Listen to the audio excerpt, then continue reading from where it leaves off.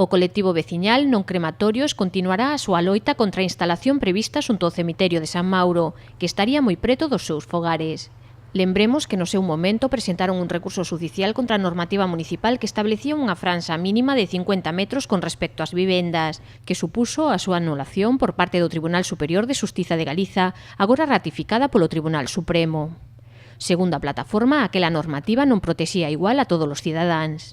¿Qué es lo que hemos conseguido con la sentencia y después con la inadmisión a trámite? Primero, demostrarle al Concello que las chapuzas que hacen el Concello y muchas veces la Xunta de Galicia no deben hacerse, porque ellos tienen el principio de legalidad que tienen que cumplir. Segundo, no puede haber dos ciudadanías.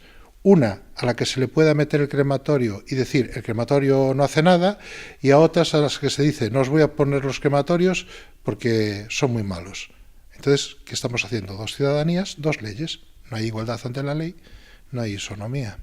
A sentenza pon de manifesto, ademais, segundo a plataforma, que a normativa do Concello non era adecuada dende o punto de vista medioambiental.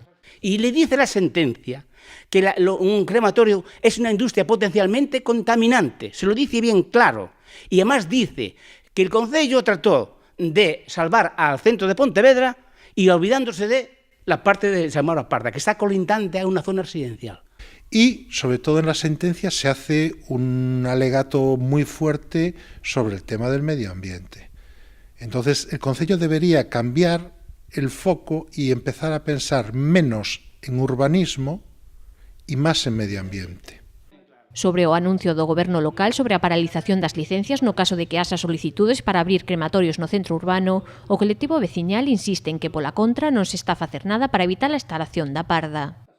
Ellos dicen que si en el caso que en el centro urbano o en la zona urbana si pide alguna licencia, automáticamente las van a paralizar para buscar una solución. Pero no dicen buscar una solución al barrio de San Mauro a Parda, que estamos a los y somos ciudadanos igual que los demás. Y a nosotros no nos pueden contaminar y a nosotros nos contaminan y ellos no.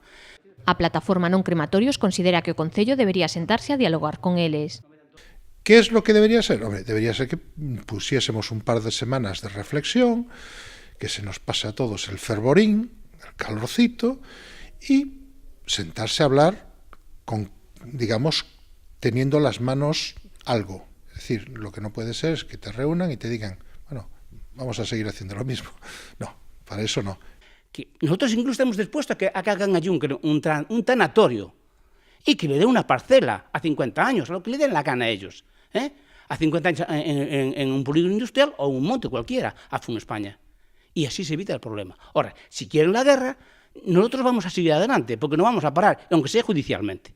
Mentres manterán as súas protestas quincenais na Parda e tomarán as medidas necesarias, incluso xudiciais, para impedir a instalación do crematorio de San Mauro.